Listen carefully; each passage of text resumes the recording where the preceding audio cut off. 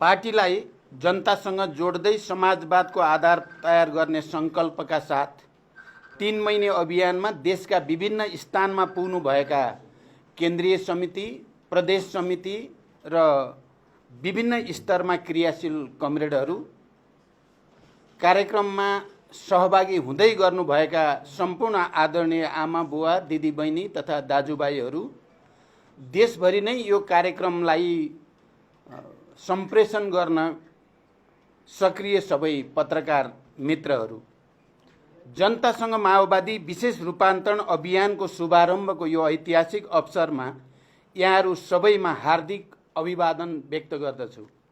नेपाली जनताको बलिदानपूर्ण सङ्घर्षबाट प्राप्त उपलब्धिमाथि प्रहार भइरहेको र प्रतिक्रियावादी तथा पुनरुत्थानवादी शक्तिहरूले पुनः शिर उठाउने जमर्को गरिरहेको चुनौतीपूर्ण समयमा हामी यो अभियानको सुरुवात गर्न गइरहेका छौँ। गत महिना सम्पन्न हाम्रो पार्टीको केन्द्रीय समितिको चौथो पूर्ण बैठकले देशको राष्ट्रिय एकता र स्वाधीनतालाई सुदृढ गर्ने, आत्मनिर्भर अर्थतन्त्रको विकास गर्ने, सामाजिक न्याय र सुशासनको कार्यक्रमलाई अझ प्रभावकारी बनाउने, जनताको विकासको आकाङ्क्षालाई ठोस रूपमा सम्बोधन गर्न, सङ्गठन निर्माण र जनपरिचालनका कार्यक्रमहरू बनाई अभियानका रूपमा सञ्चालन गर्ने निर्णय गरेको थियो। पार्टीको सोही निर्णयलाई प्रभावकारी ढङ्गले कार्यान्वयन गर्न आज भदौ 16 गते देशका 6743 वडाहरूबाट एकैसाथ अभियानको उद्घाटन भइरहेको छ। सर्वप्रथम म यो अभियान सफलताको शुभकामना दिँदै अभियानले पार्टीभित्र नयाँ ऊर्जा सिर्जना गर्ने र जनतासँगको सम्बन्धलाई अझ बलियोसँग स्थापित गर्ने विश्वास व्यक्त गर्दछु। आदरणीय जनसमुदाय, परिवर्तनको नेतृत्व गरेको हाम्रो पार्टी यति बेला इतिहासकै चुनौतीपूर्ण अवसरका बीचमा खडा छ। इतिहासले हामीमाथि ठुलो जिम्मेवारी सुम्पेको छ। हाम्रो पार्टीको नेतृत्वमा भएको जनयुद्ध र 12 बुँदे समझदारीका आधारमा भएको जनआन्दोलनका बलमा स्थापित सङ्घीय लोकतान्त्रिक गणतन्त्रलाई संस्थागत गर्दै समाजवादको आधार तयार पार्ने जिम्मेवारी इतिहासले हामीलाई सुम्पेको छ। परिवर्तनको रक्षा गर्दै संविधानमा उल्लेखित समाजवाद निर्माणको आधार खडा गर्ने, सुशासन, सामाजिक न्याय र समृद्धिको राष्ट्रिय अभिभारा पूरा गर्ने जिम्मेवारी पनि हाम्रो काँधमा छ। हो, इतिहासको यही अत्यन्त गम्भीर, सङ्क्रमणकालीन र संवेदनशील जिम्मेवारी पूरा गर्ने मोडमा हामी खडा छौँ। जनतासँग माओवादी विशेष रूपान्तरण अभियानको उद्घाटन गरिरहँदा मैले के देखेको छु भने, सिङ्गो पार्टी एक ढिक्का भएर अगाडि बढ्ने हो भने हाम्रा अगाडि खडा भएका सबै चुनौतीहरूको सामना गर्न सकिन्छ र पार्टीलाई देशकै बलियो र भरोसा योग्य पार्टीका रूपमा रूपान्तरण गर्न सकिन्छ। समाजवादको आधार तयार पार्ने नयाँ चरणको आन्दोलनको नेतृत्व लिन पार्टीलाई सक्षम बनाउने अठोटका साथ यो अभियानले सफलता प्राप्त गर्ने मैले विश्वास लिएको छु। आज हामी देशका सबै ओडामा अभियानको नेतृत्व गर्दै भेला भएका छौँ। आजको दिन पार्टीको जीवनका लागि, देशको पनि उज्जवल भविष्यका लागि जनताका सपना पूरा गर्ने ऐतिहासिक दिन बनाउनु छ। आजको दिनलाई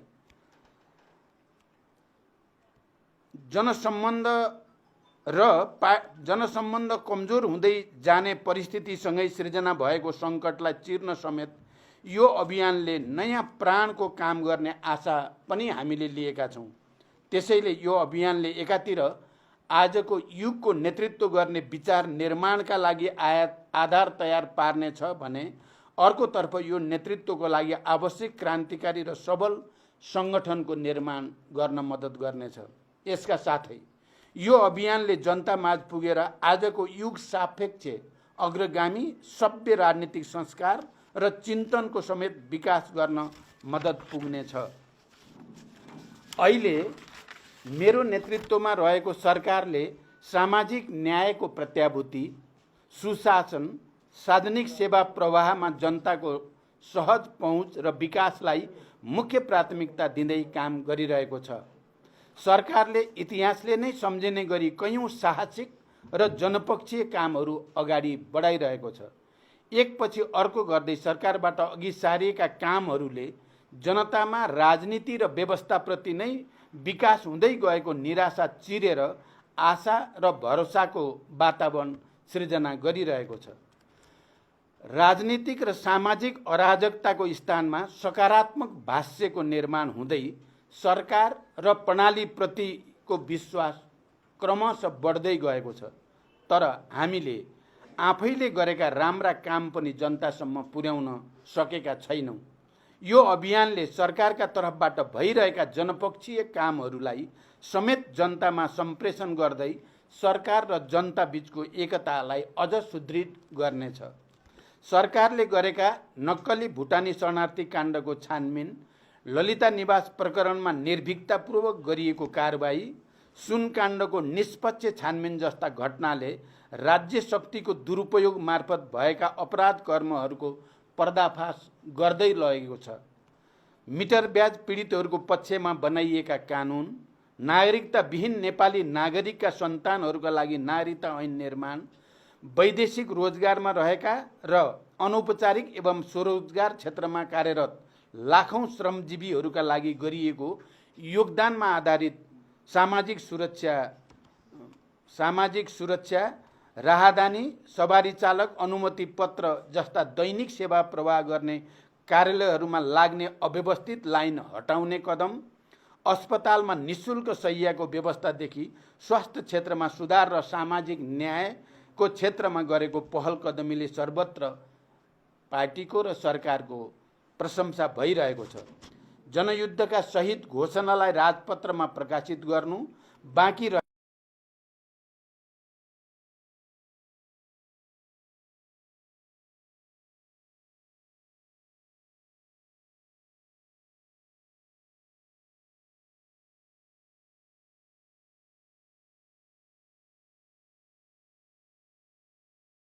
पुस्तक समयमै विद्यालयहरूमा पठाइएको, किसानहरूलाई रासायनिक मल समयमा उपलब्ध गराइएको, विपन्न र असहायका निम्ति निःशुल्क स्वास्थ्य सेवा प्रभावकारी तुल्याइएको, आर्थिक सुधार लगायतका कामहरूले सरकारको सङ्कल्प र प्रतिबद्धता व्यवहारमा रूपान्तरण भइरहेको छ। वित्तीय तथा मौद्रिक नीतिको सन्तुलन मार्फत निजी क्षेत्रलाई समेत विश्वासमा लिई सरकारले चालेका सुधारात्मक कदमबाट अर्थतन्त्र बिस्तारै लयमा फर्किन सुरु गरेको छ। उत्पादन, उत्पादकत्व र रोजगारी वृद्धि गरी अर्थतन्त्रको पुनरुत्थान तथा उच्च र दिगो समावेशी आर्थिक वृद्धि हासिल गर्ने र समष्टिगत आर्थिक स्थायित्व कायम गरी लगानीको वातावरणमा सुधार गर्न सरकार क्रियाशील छ। नेपाल राष्ट्र ब्याङ्कले हालै प्रकाशन गरेको प्रतिवेदन अनुसार अर्थतन्त्रका सूचकाङ्कहरू सकारात्मक दिशातिर उन्मुख छन्। 2080 असार मसान्तसम्म शोधान्तर स्थिति 290 अरब 52 करोड रुपियाँले बचत रहेको छ। विदेशी विनिमय सञ्चितको गत वर्षको सोही अवधिको तुलनामा 26.6% वृद्धि भई 1539 अरब 36 करोड रुपियाँ पुगेको छ र यसले करिब 10 महिनाको वस्तु तथा सेवाको आयात धान्न पुग्ने अवस्था सृजना भएको छ। विप्रेषण आयमा रेमिटेन्समा 21.2% वृद्धि भई 1220 अरब 56 करोड पुगेको छ। जग्गाको कित्ता कार्ड पूर्ण रूपमा खुलाउने निर्णय भएको छ र यही भाद्र 11 गते मात्रै नेपाल राष्ट्र ब्याङ्कले लचिलो बजार नीति अनुसार चालु पुँजी कर्जा सम्बन्धी मार्गदर्शन संशोधन गरेको छ र यसको पनि सकारात्मक परिणाम निक्लिँदैछ। यसबाट उद्योग व्यवसाय क्षेत्रलाई प्रत्यक्ष लाभ हुनुको साथै आन्तरिक लगानी, उत्पादन वृद्धि र बजारमा आर्थिक गतिविधि बढ्नमा सहयोग पुग्ने विश्वास गरिएको छ। यसैगरी सरकारले चालेका जनमुखी कदमहरूले जनतामा परिवर्तनप्रति असन्तोष बढाएर सङ्घीय लोकतान्त्रिक गणतन्त्रलाई कमजोर पार्ने तथा प्रमुख राजनीतिक दल र नेताहरूलाई बदनाम गरी राष्ट्रलाई नै असफल बनाउने षड्यन्त्रहरूलाई गतिलो जवाफ दिएर जनतामा नयाँ आशा जगाउँदै लगेको छ। जनतामा अब केही हुन्छ भन्ने सकारात्मक सोचको विकास र नयाँ आशाको रक्त सञ्चार भइरहेको छ।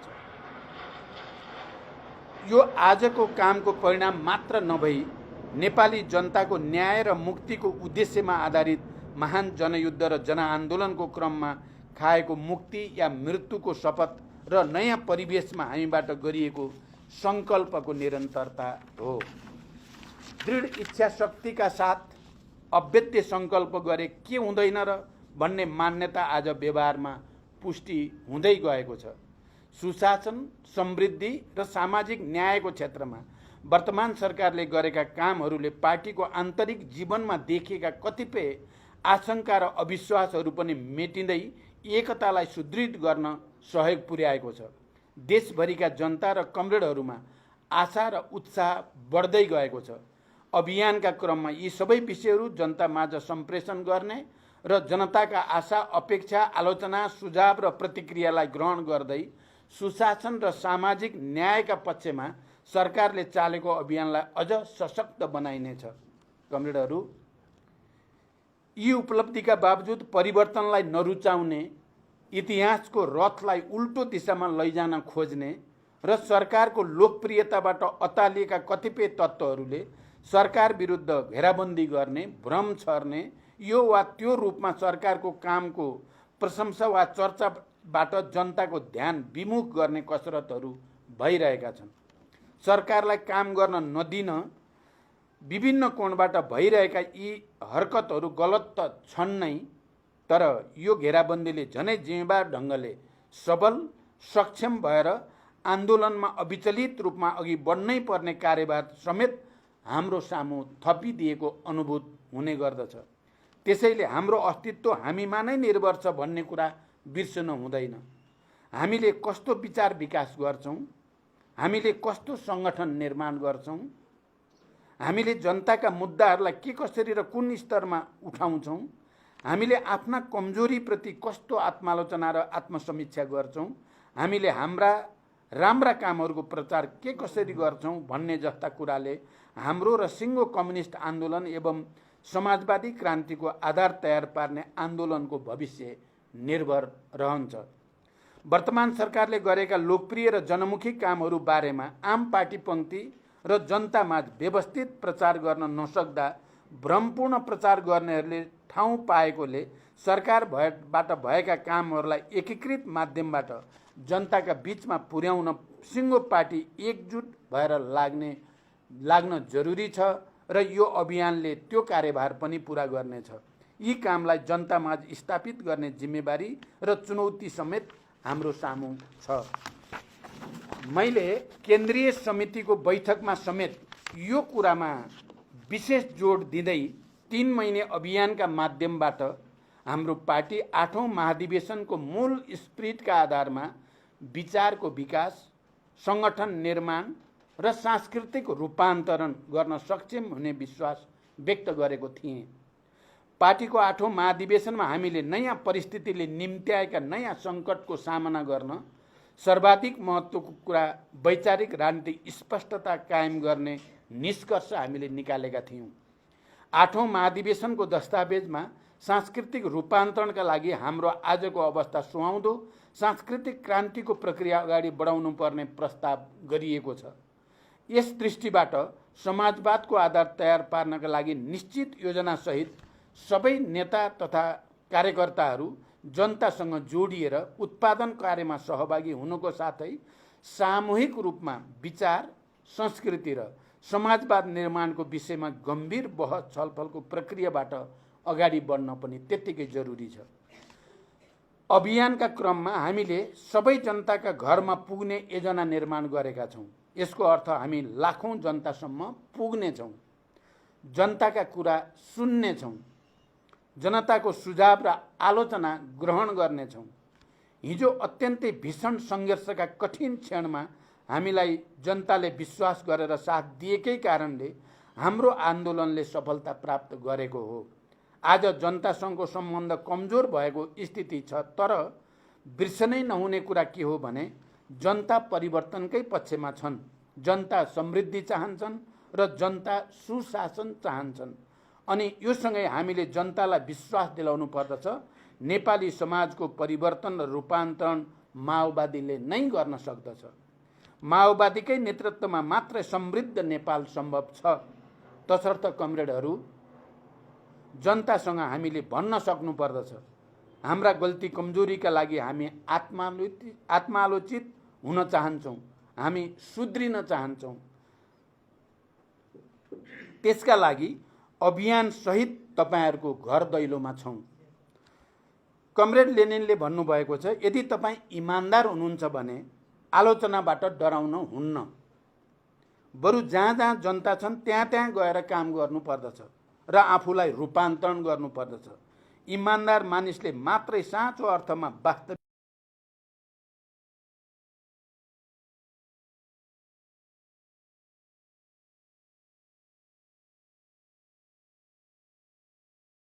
स्थानीय सन्दर्भमा समेत सुशासन, सार्वजनिक सेवा प्रवाहमा सहज पहुँच र सामाजिक न्यायसहितको विकासमा जोड दिन जरुरी छ। अहिले स्थानीय तहहरू केही स्रोत र साधनबाट सम्पन्न छन्। प्रदेशहरूमा आफ्नै सरकार निर्माण भएका छन्। हाम्रै सङ्घर्षको फलस्वरूप केन्द्रीकृत राज्य सत्ता संघीयता कार्यान्वयनको तहमा गएको छ। तर स्थानीय तह र प्रदेशहरूले जनताको अपेक्षा अनुरूप जनताका मुद्दाहरूको सम्बोधन गर्न सकेनन्, सुशासन कायम गर्न सकेनन्, विकास निर्माणका कामहरू अगाडि बढाउन सकेनन् र सामाजिक न्याय कायम गर्न सकेनन् भने यसको बहानामा सङ्घीय लोकतान्त्रिक गणतन्त्रमाथि नै प्रहार गर्ने तत्त्वहरूले टाउको उठाउने खतरा रहन्छ। त्यसैले अभियानकै क्रममा स्थानीय तहमा समेत जनतासँग जोडिएका सुशासन, सामाजिक न्याय र विकासका कामहरूमा पार्टीले विशेष चासो र जोड दिन जरुरी छ। मैले बारम्बार भन्दै आएको छु, अबको हाम्रो लडाईँ स्थायित्वका निम्ति, समृद्धिका निम्ति र विकासका निम्तिको लडाईँ हो। किनकि सर्वत्र हामीले विरासतमा राम्रो चिज मात्रै प्राप्त गरेका छैनौँ। यहाँ व्यथितिको डङ्गुर छ, कुशासनका चाङ छन्, ठुल्ठुला सेटिङहरू छन्।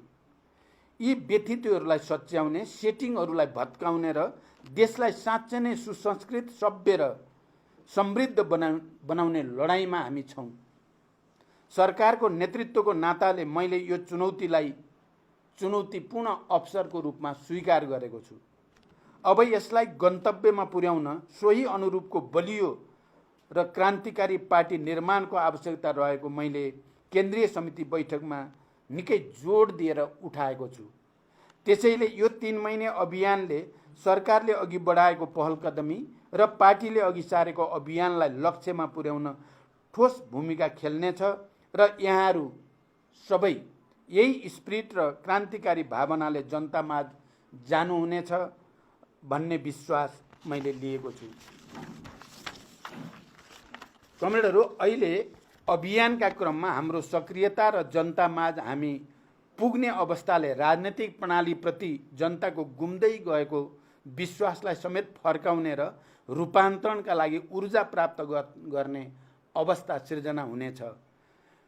कमरेड लेनिनले नै भने चाहिँ अत्यन्त उन्नत सिद्धान्तको आधारमा चल्ने पार्टीले मात्रै जनताको नेतृत्व गर्न सक्दछ। अहिले नेपाली समाजको नयाँ चरणको क्रान्ति अर्थात् समाजवादी क्रान्तिको नेतृत्व गर्न हाम्रो पार्टी त्यही अग्रदस्ता बन्नुपर्ने अनिवार्यता रहेकोमा म पुनः जोड दिन चाहन्छु। नेपालको राजनीतिक आन्दोलन नयाँ चरणमा प्रवेश गरेको छ। पहिलो सङ्गठित राजनीतिक आन्दोलन 7 साल वरिपरि सम्पन्न भयो। यसले राणा शासन समाप्त गर्यो। दोस्रो महत्त्वपूर्ण आन्दोलन 46 सालको आन्दोलन हो, जसले निरङ्कुश पञ्चायती व्यवस्थालाई समाप्त गर्यो। तेस्रो 10 वर्षे महान जनयुद्ध र 19 दिने ऐतिहासिक जनआन्दोलनको अवधि थियो, जसको बलमा राजतन्त्रको अन्त्य भयो र गणतन्त्रको स्थापना भयो, जसमा मधेस आन्दोलन र अन्य उत्पीडित वर्ग जातिको आन्दोलनको पनि उत्तिकै महत्त्वपूर्ण भूमिका रह्यो। अब नयाँ अर्थात् समाजवादको आधार निर्माणको चरणमा नेतृत्व गर्ने नयाँ राजनीतिक शक्ति आजको आवश्यकता हो। हाम्रो पार्टीले नेपालको वामपन्थी एवं लोकतान्त्रिक आन्दोलनको समग्र पुनर्गठन र एकीकरणको नेतृत्व लिनुपर्नेछ। यसका लागि कम्युनिस्ट आन्दोलनलाई युग, समय, चेतना र नयाँ पुस्ताका सपनाहरूसँग एकाकार गर्न सक्नुपर्दछ। साधारण नेतृत्वले पार्टी बनाउँछ, तर विशेष नेतृत्वले मात्रै आन्दोलन बनाउँछ, इतिहास बनाउँछ र बनाउँछ नयाँ युग। त्यसका लागि हामीले आफ्नै पुनर्गठन, आफ्नै सबलीकरण र रचनात्मक रूपान्तरण गर्न सक्नुपर्दछ। अनि मात्र यो पार्टीले नयाँ वैचारिक राजनीतिक संश्लेषणको आधारमा समग्र वामपन्थीहरूको एकता र सुदृढीकरणको नेतृत्व गर्न सक्दछ, युगको नेतृत्व गर्न सक्दछ। यो अवसरलाई हामी कसैले पनि गुम्न दिन हुँदैन।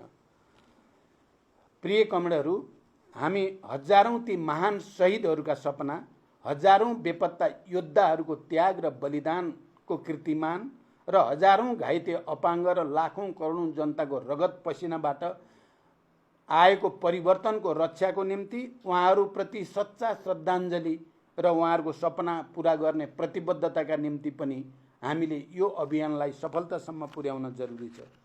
मैले बारम्बार भन्दै आएको छु, मेरो जीवन सङ्घर्ष र आन्दोलन भन्दा पर छैन। देश र जनताप्रति समर्पित हुँदै नेपाली समाजको रूपान्तरणका लागि योगदान गर्ने बाहेक मेरो अन्य कुनै उद्देश्य पनि छैन। जीवनको युवा अवधिदेखि मेरो पूर्ण समय क्रान्ति, परिवर्तन र जनताको पक्षमा बित्यो। अब जनताले चाहेको सुशासन, समृद्धि र सामाजिक न्यायका क्षेत्रमा दृढतापूर्वक अगाडि बढ्ने प्रतिज्ञा मैले लिएको छु। हिजो क्रान्तिको क्षणमा होस् या आज शान्तिको क्षणमा, मेरा हरेक पाइला, हरेक क्षण, हरेक समय देश र जनताकै पक्षमा बितेका छन्। मेरो नेतृत्वले नेपाली समाजमा के कति परिवर्तन ल्यायो या ल्याएन, यसको समीक्षा जनता र इतिहासले गर्ने नै छ। मैले यो पनि भन्ने गरेको छु, अबको मेरो बाँकी जीवन नेपाली समाजको चरित्र अनुरूप वैज्ञानिक विचारको विकास गर्दै समाजवादको आधार तयार पार्नेतर्फ केन्द्रित हुनेछ। समाजवादी क्रान्तिको तयारी गर्ने हाम्रो सङ्कल्पसँगै हाम्रो काँधमा इतिहासले एउटा ठुलो जिम्मेवारी दिएको छ। त्यसैले यो 3 महिने अभियान इतिहासले सुम्पेको त्यही जिम्मेवारीको ठोस आधार तयार पार्ने समय समेत हो। हामीले अभियान मार्फत कस्तो विचारको विकास गर्छौं, कस्तो पार्टी निर्माण गर्छौं भन्ने कुरामा हाम्रो भविष्य, हाम्रो लाखौं नेता कार्यकर्ताको भविष्य र आम नेपाली जनताको भविष्य पनि निर्भर छ। तसर्थ यो अभियानका क्रममा तपाईका हरेक पाइला, तपाईका सोच, चिन्तन, कार्यशैली, समय हामी सबैको, नेपाली जनताको र विश्वका श्रमजीवी जनताको भविष्य निर्माणमा अघि बढ्नेछन् भन्ने विश्वास लिएको छु। आदरणीय जनसमुदाय, पार्टी रूपान्तरणको यो विशेष अभियानमा हामी तपाईको घर दैलोमा आउँदैछौँ। मलाई राम्रोसँग बोध छ, माओवादी आन्दोलनसँग तपाईहरूको विशेष आत्मीयता छ, विशेष अपेक्षा पनि छ र केही असन्तुष्टि पनि छ।